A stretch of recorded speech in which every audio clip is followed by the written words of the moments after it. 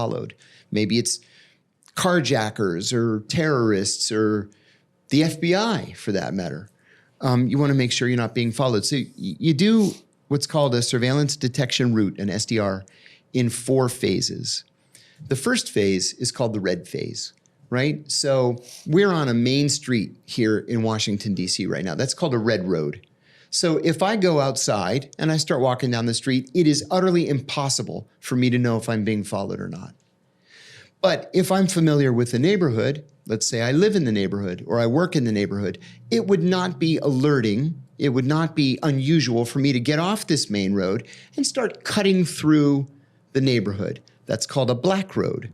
So I go from here, which is the kickoff point, and I want to I want to drag surveillance, let's say, if I have it, into the black area so I can spot them and make sure that you know, I'm either clean or we call it clean or dirty. You either have surveillance or you don't have surveillance.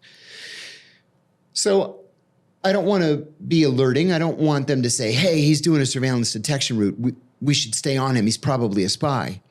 So I would cut through the neighborhood, come out on the other side and pick up my dry cleaning, let's say. And they'd say, oh, that's why he was cutting through the neighborhood. He was just going to the dry cleaners.